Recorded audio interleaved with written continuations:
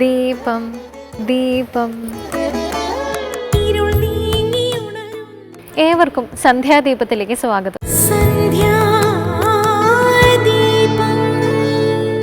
ലക്ഷ്മണനാൽ മുറിവേറ്റ ശൂർപ്പണഖ ഖരന് മുന്നിൽ ചെന്ന് സങ്കടം പറയുന്നു. വൻപടയുമായി രാമനോട് ഏറ്റുമുട്ടി ഖരൻ മരിക്കുന്നതോടെ ശൂർപ്പണഖ രാവണനു മുന്നിലെത്തുന്നു. ഈ ഭാഗമാണ് ശൂർപ്പണഖ വിലാപം. ഇനി നമുക്ക് കേൾക്കാം ശൂർപ്പണഖ വിലാപം.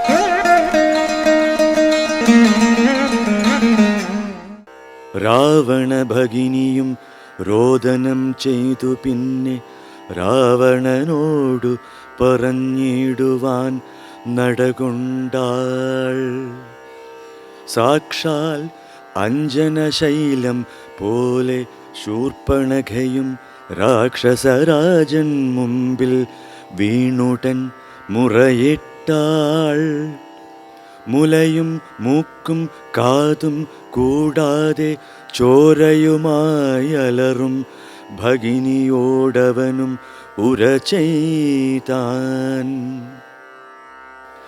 എന്തിതു വത്സേ ചൊല്ലിയിടെന്നോടു പരമാർത്ഥം, ബന്ധമുണ്ടായതെന്തു വൈരൂപ്യം വന്നിടുവാൻ.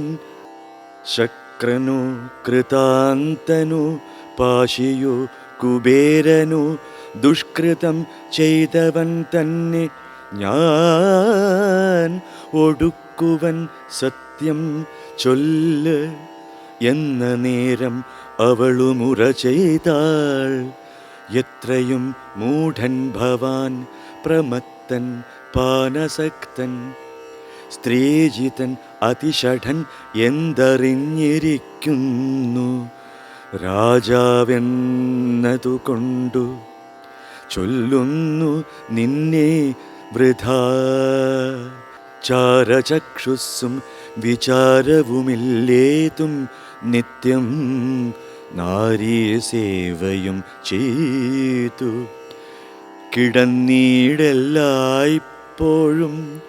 കേട്ടതില്ലയോ ഖരദൂഷണ ത്രിശിരാക്കൾ കൂട്ടമേ, 14,000 മുടിഞ്ഞതും പ്രഹരാർദ്ധേന രാമൻ വേഗേന ബാണഗണം പ്രഹരിച്ചൊടുക്കിനാനെന്തൊരു കഷ്ടമോർത്താൽ. എന്നതു കേട്ടു ചോദിച്ചിടിനാൻ ദശാനനൻ, എന്നോടു ചൊല്ലിടേവൻ രാമനാകുന്നതെന്നും എന്തൊരു മൂലമവൻ കൊല്ലുമവനെന്നുമെന്നാൽ അന്തകൻ തനിക്കു നൽകിയിടുവനവനെ ഞാൻ. സോദരി ചൊന്നാളതു കേട്ടു രാവണനോടു, യാതുധാനാധിപതേ കേട്ടാലും പരമാർത്ഥം. ഞാനൊരു ദിനം ജനസ്ഥാനദേശത്തിങ്കൽ നിന്നാനന്ദം പൂണ്ടു താനേ സഞ്ചരിച്ചിടും കാലം. കാനനത്തൂടെ ചെന്നു ഗൗതമീതടം പുക്കേൻ. സാനന്ദം പഞ്ചവടി കണ്ടു ഞാൻ നിൽക്കുന്നേരം.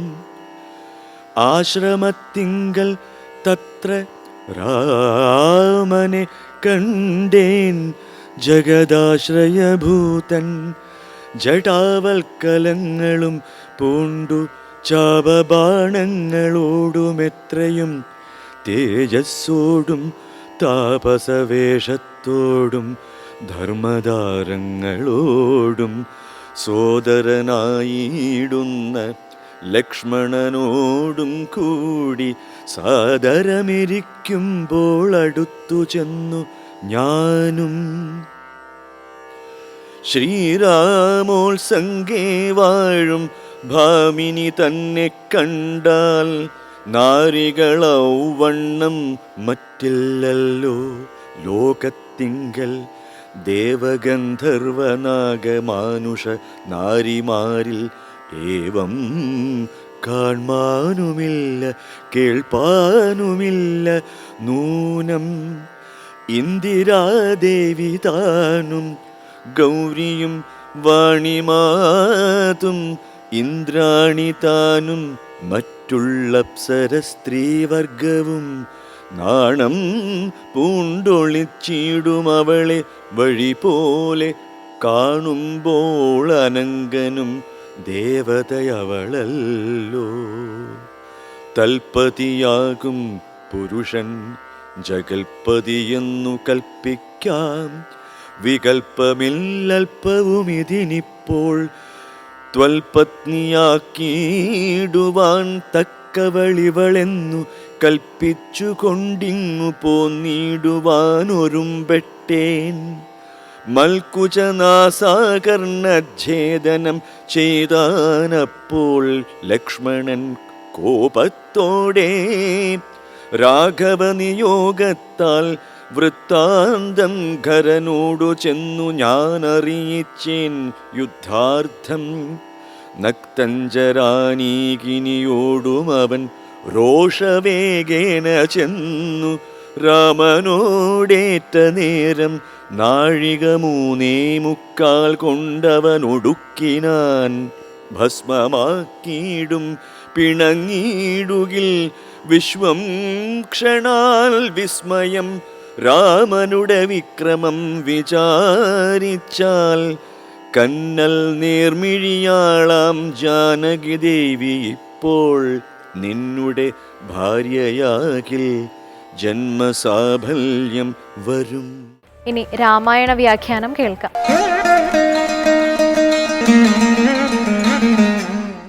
രാമായണ വ്യാഖ്യാനത്തിൻ്റെ മറ്റൊരു അധ്യായത്തിലേക്ക് ഏവരെയും സ്വാഗതം ചെയ്യുന്നു. ശ്രീരാമചന്ദ്രസ്വാമിയോടും അദ്ദേഹത്തിൻ്റെ കാൽപ്പാടുകളോടും പ്രേമം തോന്നിയിട്ട് ശൂർപ്പണഖ വന്ന കാര്യവും ആ ശൂർപ്പണഖയുടെ ആഗമനത്തിന് ശേഷം എന്തൊക്കെ സംഭവിച്ചു എന്നുള്ളതും ശൂർപ്പണഖയുടെ അംഗവിച്ഛേദനമൊക്കെ നമ്മൾ ചർച്ച ചെയ്തു.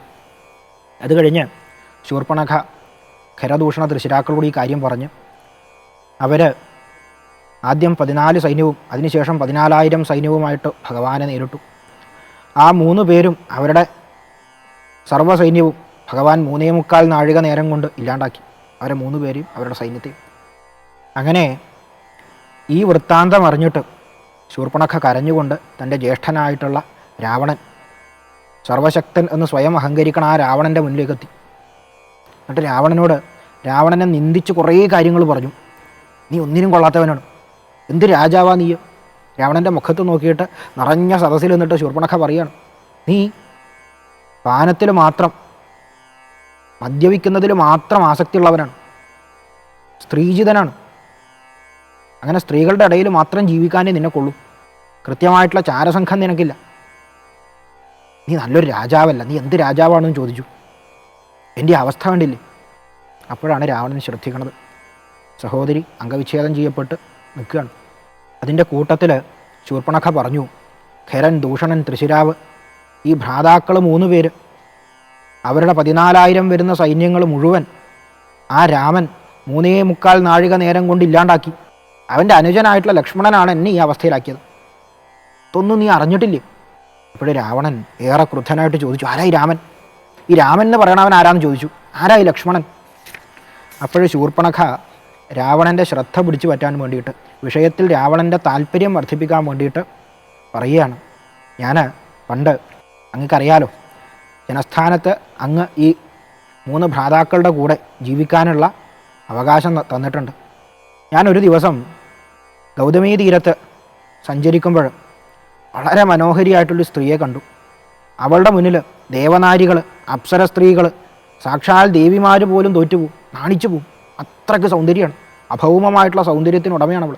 അപ്പോഴും ഞാൻ മനസ്സിൽ വിചാരിച്ചു, എൻ്റെ ജ്യേഷ്ഠനായിട്ടുള്ള നിനക്ക് അവൾ പത്നിയായിട്ട് ചേരും. കാട്ടിൽ കഴിയേണ്ടവളല്ല, എല്ലാ സുഖസൗകര്യങ്ങളും അനുഭവിച്ച് ലങ്കയിൽ വാഴേണ്ടവളാണ്. അങ്ങനെ ചിന്തിച്ചിട്ട് ഞാൻ അവളെ കൂട്ടിക്കൊണ്ടുവരാൻ വേണ്ടി ശ്രമിച്ചു. ആ സമയത്താണ് അവരുടെ കൂടെ 2 ചെറുപ്പക്കാരുണ്ടായിരുന്നു. വളരെ ശക്തരായിട്ടുള്ള 2 പേര്, ബാലസൂര്യന്മാരെ പോലെ ശോഭിക്കുന്ന 2 പേര്. ജ്യേഷ്ഠനും അനുജനുമാണ്. ജ്യേഷ്ഠൻ്റെ ഭാര്യ അത്രത്. അവരുടെ പേരാണ് രാമൻ, ലക്ഷ്മണൻ. ആ സമയത്ത് നിൻ്റെ ഭാര്യയാക്കാൻ വേണ്ടിയിട്ട് അവളെ ഞാൻ കൊണ്ടുവരണ സമയത്താണ് ജ്യേഷ്ഠൻ്റെ ആഗ്രഹം നിമിത്തം, ജ്യേഷ്ഠൻ്റെ ആജ്ഞ നിമിത്തം ഉഗ്രനായിട്ടുള്ള അനുജൻ എന്നെ ഈ അവസ്ഥയിലാക്കിയത്. ആലോചിച്ച് നോക്കുക. രാവണ, നിനക്ക് വേണ്ടിയിട്ടാണ് ഞാൻ ഈ ദുഃഖം അനുഭവിക്കുന്നത്. ശൂർപ്പണഖ പറയാണ്ട് പറഞ്ഞ കാര്യം, രാവണ, അവിടെ നല്ല ഒരു സ്ത്രീ ഉണ്ടായിരുന്നു, അവളെ കൂട്ടിക്കൊണ്ടുവരാൻ വേണ്ടിയിട്ട് ഞാൻ ശ്രമിച്ചു, നിനക്ക് വേണ്ടി അനുഭവിക്കുന്ന ദുഃഖം ഇത്. പക്ഷെ രാവണൻ്റെ ശ്രദ്ധ വളരെ സുന്ദരിയായിട്ടുള്ള ആ സ്ത്രീ, സർവ്വ ഐശ്വര്യങ്ങൾക്കും അധീശ്വരിയായിട്ടുള്ള ആ സ്ത്രീ, അവളിവിടെ ലങ്കയിൽ വന്നു കഴിഞ്ഞാൽ സർവ്വ ഐശ്വര്യങ്ങളും തനിക്ക് വരും എന്നുള്ള ചിന്തയാണ് രാവണനെ പ്രലോഭിപ്പിക്കുന്നത്. അപ്പോൾ രാവണൻ മനസ്സിൽ വിചാരിച്ചു, ഏതായാലും അവളെ സ്വന്താക്കുക. ഇതിൽ രാവണൻ്റെ ആ ഭാവം വളരെ പ്രസക്തമാണ്. അധ്യാത്മരാമായണം കിളിപ്പാട്ടിൽ രാവണനെ വിദ്വേഷഭാവ ഭക്തിയുടെ ഉദാഹരണമായിട്ടാണ് എഴുത്തച്ഛൻ കാണിച്ചിട്ടുള്ളത്. ഭഗവാനോട് ഭക്തിയുണ്ട്, പക്ഷേ അത് വിദ്വേഷത്തിൻ്റെ ഭാവത്തിലാണ്. ഭഗവാനോട് ദ്വേഷം വെച്ചിട്ട് ആ ദ്വേഷബുദ്ധിയാ ഭഗവാനെ സദാ ചിന്തിച്ച് സർവ്വചിന്തയെയും ഭഗവാനാക്കുക. ഭക്തിയുടെ ലക്ഷ്യം അതാണ്. എല്ലാ ചിന്തകളെയും ഭഗവാനാക്കുക. അവസാനം സ്വയം ആ ഭഗവാനായിട്ട് മാറും. എല്ലാ ചിന്തയും ഭഗവാനായി കഴിഞ്ഞാൽ, ദേഹചിന്ത പോലും ഇല്ലാണ്ടായി അതും ഭഗവാനായി കഴിഞ്ഞാൽ പിന്നെ എന്തില്ല, ഞാൻ നീ എന്നുള്ള വ്യത്യാസമില്ല, അത് ഭഗവാനായിട്ട് മാറും. ആ അവസ്ഥയിലെത്തും. പക്ഷേ അതിന് മാർഗമായിട്ട് കാണുന്നത് വിദ്വേഷമാണ്. ഭഗവാനെ ദ്വേഷിച്ചുകൊണ്ട്, ഭഗവാനോട് വിരോധം വെച്ചുകൊണ്ട് ചിന്തിക്കണ ആൾ. ആ രാവണൻ ഇവിടെ വ്യക്തമായിട്ട് പറയുകയാണ്, സാക്ഷാൽ നാരായണൻ തന്നെയായിരിക്കും ആ രാമൻ. ഖരനെയും ദൂഷണനെയും തൃശിരാവിനെയും അവൻ്റെ 14,000 വരുന്ന സൈന്യത്തെയും ഇല്ലാണ്ടാക്കിയിട്ടുണ്ടെങ്കിൽ അത് സാധാരണ മനുഷ്യനല്ല. സാക്ഷാൽ നാരായണൻ എന്നെ കൊല്ലാൻ വേണ്ടിയിട്ട് ഭൂമിയിൽ അവതരിച്ചാണ്. എത്രയും പെട്ടെന്ന് ആ ഉദ്യമത്തിന് വേണ്ടിയിട്ട് ഞാൻ ശ്രമിക്കുക. എന്നെ കൊല്ലാൻ വേണ്ടിയിട്ട് വന്നിട്ടില്ലെങ്കിൽ കൊല്ലാൻ വരുന്ന അവസ്ഥയിലേക്ക് ഞാനാക്കുക. അതാണ് രാവണൻ്റെ ചിന്ത. എത്രയും പെട്ടെന്ന് ഭഗവാൻ തന്നെ തേടി വരുന്ന അവസ്ഥയിലാക്കുക. അതുകൊണ്ട് എന്ത് ചെയ്യണം? അവൻ്റെ പത്നിയെ തന്നെ അപഹരിച്ചു കൊണ്ടുവരിക. അതുവഴി ഭഗവാൻ പെട്ടെന്ന് വന്ന് എനിക്ക് മോക്ഷം തരും. ഇതാണ് രാവണൻ്റെ ചിന്തയായിട്ട് ഇവിടെ പറയുന്നത്. ആലോചിച്ച് നോക്കുക. ആ രാവണൻ്റെ പോലും ഭക്തിയെ പറ്റിയിട്ടാണ്, വിദ്വേഷഭാവം വെച്ചിട്ടാണെങ്കിലും ഭക്തിയുടെ ഒരു ഭാവമാണത്. ഭഗവാനെ ചിന്തിക്കുക. ഏത് മാർഗത്തിലാണെങ്കിലും ഏത് ഭാവത്തിലാണെങ്കിലും അതിൽ കളങ്കം ഉണ്ടാവരുത്. ഒരു ഭാവത്തിലും കളങ്കം ചേർക്കാണ്ട് ഭഗവാനെ ചിന്തിക്കുക. രാവണൻ വിദ്വേഷഭാവത്തിൽ ചിന്തിച്ചവരാണ്. ഹനുമാൻ സ്വാമി ദാസ്യഭാവത്തിൽ ചിന്തിച്ച ആളാണ്. അങ്ങനെ പല ഭാവങ്ങളിൽ ഭഗവാനെ ചിന്തിക്കണം, ഭക്തിഭാവങ്ങൾ. ഏതായാലും ആ ശ്രീരാമചന്ദ്രസ്വാമിയുടെ കാൽക്കൽ ഈ ഒരു അധ്യായത്തെ നമുക്ക് സമർപ്പിക്കാം. ഹരി ഓം തത്സത്.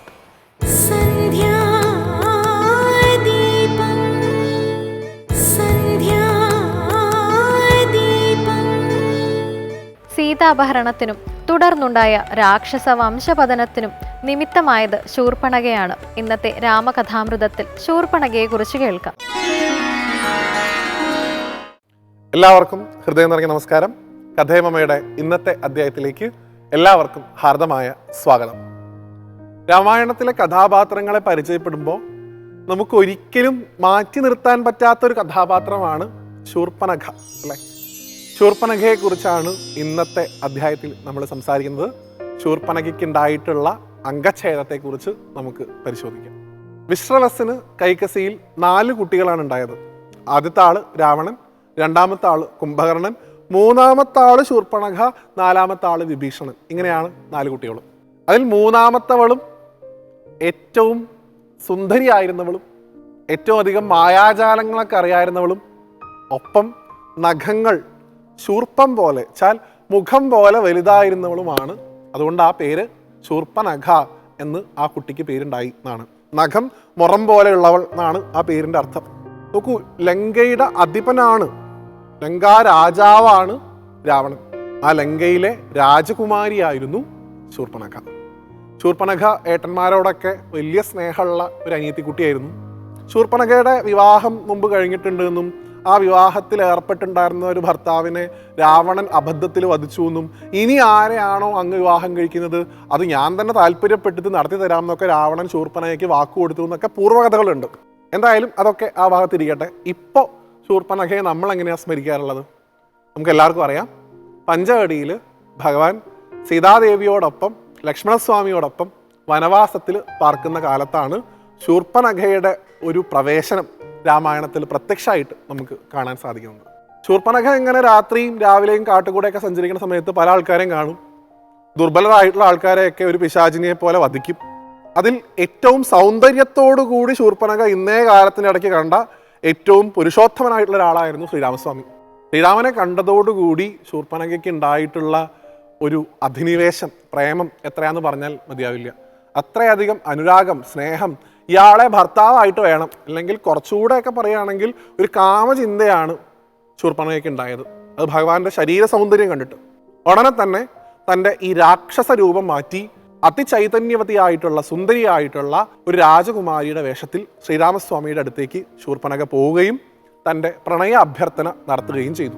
ഭഗവാൻ പറയുന്നുണ്ട് ശൂർപ്പണഖയോട്, ഞാൻ ഏകപത്നി വ്രതനാണ്, ഞാൻ ഒരാളെ കല്യാണം കഴിച്ചിട്ടുണ്ട്, അയാളെ അല്ലാതെ ജീവിതത്തിൽ ഇനി ഞാൻ ഒരാളെ വിവാഹം കഴിക്കില്ല. പിന്നെ എൻ്റെ കൂടെ ഒരാളുണ്ട്, എൻ്റെ അനുജൻ ലക്ഷ്മണൻ.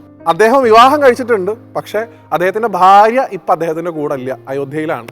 അതുകൊണ്ട് വേണമെങ്കിൽ അദ്ദേഹത്തോട് ചോദിച്ചോളൂ എന്നാണ് അത്ര ഭഗവാൻ പറഞ്ഞത്.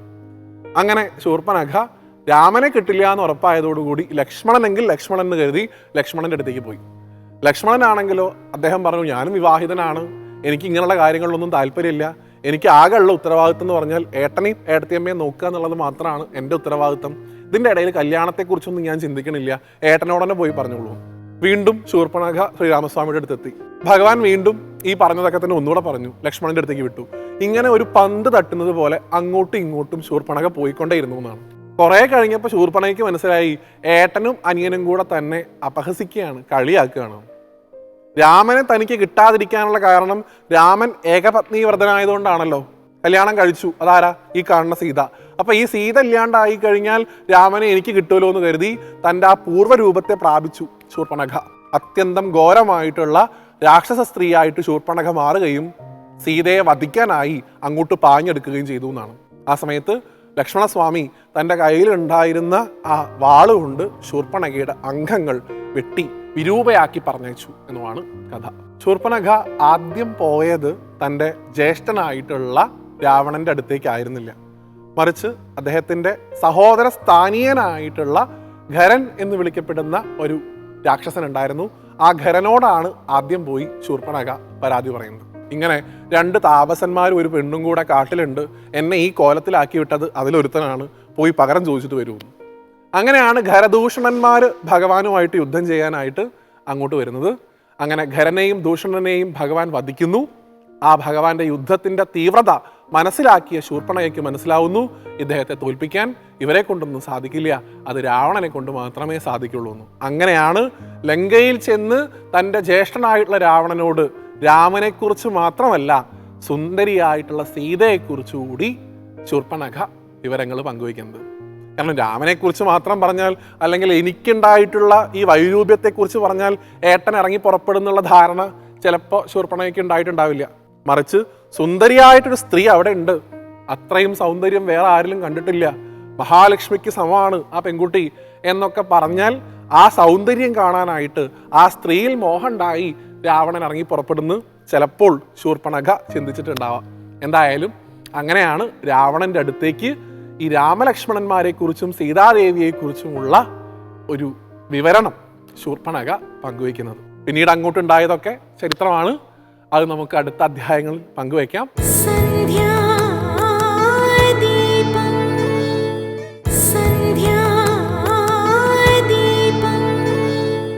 ഇനി ഇന്നത്തെ ദീപാരാധന കാഴ്ചയ്ക്കായി ക്ഷേത്രാങ്കണത്തിലേക്ക് പോകാം.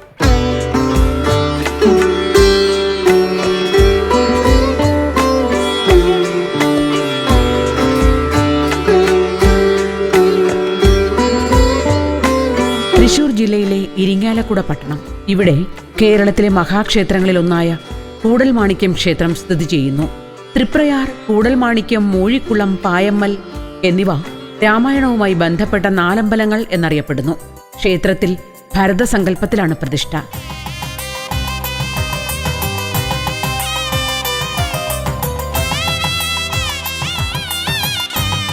ക്ഷേത്രഗോപുരം കടക്കുമ്പോൾ ഇരുഭിത്തികളിലുമായി ആകർഷകമായ 2 ശില്പങ്ങൾ കാണാം.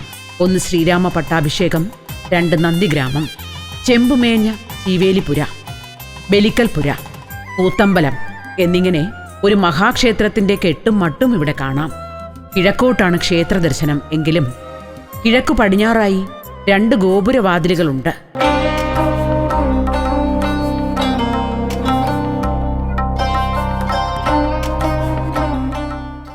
40 ദിവസത്തോളം കൂത്തു നടത്തിയിരുന്ന കൂത്തമ്പലമാണ് ഇവിടത്തേത്. കുട്ടഞ്ചേരി, ഇരവിച്ചാക്യാർ അടക്കമുള്ള പ്രമുഖന്മാർ ഇവിടെ കൂത്തു നടത്തിയിരുന്നു.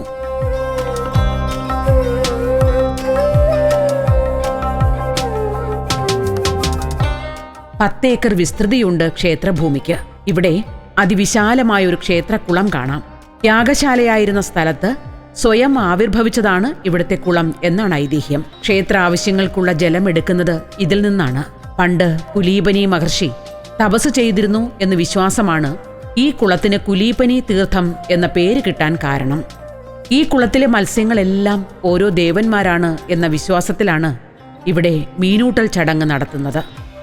ഇരുനിലകളുള്ള വട്ടശ്രീകോവിലാണ് ഇവിടെയുള്ളത്. അതിൽ രാമമന്ത്രം ജപിച്ച് തപസ്സനുഷ്ഠിക്കുന്ന ഭരതന്റെ ശിലാവിഗ്രഹത്തിന് 6 അടി ഉയരമുണ്ട്.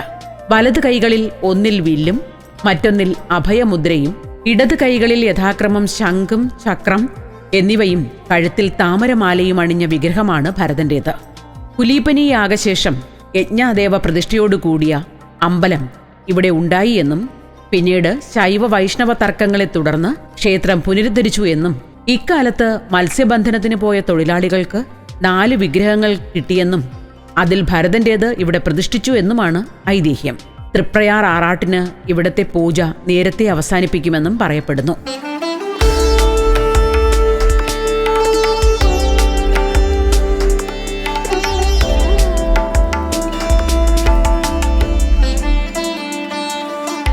ക്ഷേത്രത്തിലെ ചടങ്ങുകളിൽ ശൈവ വൈഷ്ണവ ചര്യകൾ കൂടിക്കലർന്നു കിടക്കുന്നത് ഇന്ന് നമുക്ക് കാണാവുന്നതാണ്. ഇവിടത്തെ പൂജകൾ വിഷ്ണു സങ്കല്പത്തിലാണെങ്കിലും ക്ഷേത്ര പ്രദക്ഷിണം ശിവക്ഷേത്രങ്ങളെ പോലെ അപൂർണമാണ്. നളചരിതത്തിന്റെ കർത്താവായ ഉണ്ണായി വാര്യർ ക്ഷേത്രത്തിനടുത്തുള്ള അകത്തൂട്ട് തെക്കേ വാര്യത്തിലെ അംഗമായിരുന്നു എന്ന് വിശ്വസിക്കപ്പെടുന്നു. ക്ഷേത്രത്തിൽ ഉപപ്രതിഷ്ഠകളില്ല എന്നത് ഒരു പ്രത്യേകതയാണ്. പ്രതിഷ്ഠകളില്ലെങ്കിലും ഹനുമാൻ, ദുർഗ, ഭദ്രകാളി എന്നിവരുടെ സാന്നിധ്യം ഇവിടെയുണ്ട് എന്ന വിശ്വാസത്തിൽ ഉത്സവകാലത്ത് ദേവിമാർക്ക് നിവേദ്യം നൽകുന്ന ഒരു ചടങ്ങ് ഇവിടെ നടത്തപ്പെടുന്നു. തിടപ്പള്ളിയിൽ ഹനുമാന് അവിലും പൂവൻപഴവും നേദിക്കുന്നു. ടിപ്പുവിന്റെ ആക്രമണത്തിൽ ക്ഷേത്രം അഗ്നിക്കിരയായെന്നും ശ്രീകോവിലിനോ വിഗ്രഹത്തിനോ കേടുപാടുകൾ ഉണ്ടായില്ല എന്നും പറയപ്പെടുന്നു. പിന്നീട് ക്ഷേത്ര പുനരുദ്ധാരണം നടന്നപ്പോൾ വിഗ്രഹത്തിൽ ഒരു ദിവ്യജ്യോതി തെളിഞ്ഞതും അത് മാണിക്യത്തിന്റെ കാന്തിയാണോ എന്ന് പരീക്ഷിച്ചറിയാൻ മാണിക്യക്കല്ല് വിഗ്രഹത്തോട് ചേർത്ത് വച്ച് പരിശോധിച്ചു നോക്കിയെന്നുമുള്ള കഥകൾ നിലവിലുണ്ട്. കായംകുളം രാജാവിൽ നിന്ന് വാങ്ങിയ മാണിക്യം വിഗ്രഹത്തോട് ചേർത്ത് വച്ചപ്പോൾ അത് ലയിച്ച് വിഗ്രഹത്തോട് കൂടിച്ചേർന്നതുകൊണ്ടാണ് കൂടൽ മാണിക്യം എന്ന പേര് വന്നത് എന്നൊരു വിശ്വാസവും നിലവിലുണ്ട്. വില്ലുമംഗലത്ത് സ്വാമിയാർ വിവിധ ക്ഷേത്രങ്ങൾ സന്ദർശിക്കുന്നതിനിടയിൽ കൂടൽ മാണിക്യ ക്ഷേത്രത്തിലും വന്നിരുന്നു. അപ്പോൾ വിവിധ ക്ഷേത്രങ്ങളുടെ ശക്തി ആവാഹിച്ച ഒരു ശംഖ് അദ്ദേഹത്തിന്റെ കയ്യിലുണ്ടായിരുന്നു.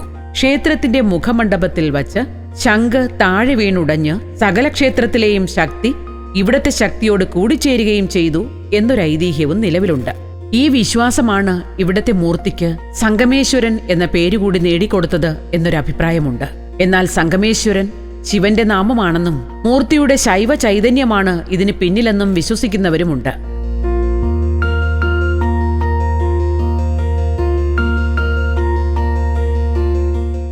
ചരിത്ര പഠനത്തിന് അനന്തസാധ്യതകൾ നൽകുന്ന ക്ഷേത്രമാണ് കൂടൽമാണിക്യം ക്ഷേത്രം. ഒരു കാലത്ത് ഇവിടെ ഒരു ശിവക്ഷേത്രം ഉണ്ടായിരുന്നു എന്ന് കണക്കാക്കപ്പെടുന്നു.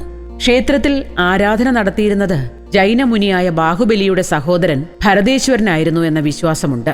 AD 1194 കുലോത്തുംഗ ചോളന്റെ തഞ്ചാവൂർ ശിലാശാസനത്തിൽ ചേതികുല മാണിക്യപ്പെരുമ്പള്ളി എന്ന വിശേഷണം കാണുന്നതിനാൽ ഇവിടത്തെ മാണിക്യം എന്ന പ്രയോഗം ജൈന ആരാധനയുടെ ഭാഗമാണോ എന്ന് സംശയിക്കേണ്ടിയിരിക്കുന്നു. പ്രാചീന കാലത്ത് ഇവിടെയുണ്ടായിരുന്ന പ്രതിഷ്ഠ നഗ്നപ്രതിഷ്ഠയാണെന്ന വിശ്വാസവും ജൈന ആരാധനയിലേക്ക് വിരൽ ചൂണ്ടുന്നു. ഇവിടുത്തെ ചിട്ടവട്ടങ്ങൾ സൂക്ഷ്മമായി നിരീക്ഷിച്ചാൽ വൈവിധ്യപൂർണമായ ആരാധനാരീതികൾ സമർത്ഥമായി സമന്വയിപ്പിച്ചിരിക്കുന്നത് കാണാം. ഒന്നിടവിട്ട വർഷങ്ങളിൽ കുറുമാലിപ്പുഴയിലും ചാലക്കുടിപ്പുഴയിലും മാറി മാറി നടക്കുന്ന ആറാട്ടുപോലും അത്തരത്തിലുള്ള കൂടിച്ചേരൽ കരാറിന്റെ ഭാഗമായി നിലവിൽ വന്ന ആചാരമായിരിക്കണം. ക്ഷേത്ര പുനരുദ്ധാരണ പ്രവർത്തനങ്ങളിൽ കൊച്ചി രാജാവിന്റെയും തിരുവിതാംകൂർ രാജാവിന്റെയും പ്രാതിനിധ്യം ഉണ്ടായിരുന്നതായി രേഖകളിൽ കാണാം. മേടത്തിലെ ഉത്രത്തിന് കൊടിയേറി 11 ദിവസം നീളുന്നതാണ് ഇവിടുത്തെ ആറാട്ടുത്സവം. അഷ്ടമിരോഹിണിയും തുലാത്തിലെ തൃപ്പുത്തരിയുമാണ് മറ്റാഘോഷങ്ങൾ. ചരിത്രവും ഐതിഹ്യവും എന്തുതന്നെയായിരുന്നാലും കേരളത്തിലെ പ്രമുഖ ക്ഷേത്രങ്ങളിലൊന്നായ കൂടൽമാണിക്യം ഇന്നും ഭക്തരുടെ വിശ്വാസ കേന്ദ്രമായി പ്രൗഢിയോടെ നിലകൊള്ളുന്നു.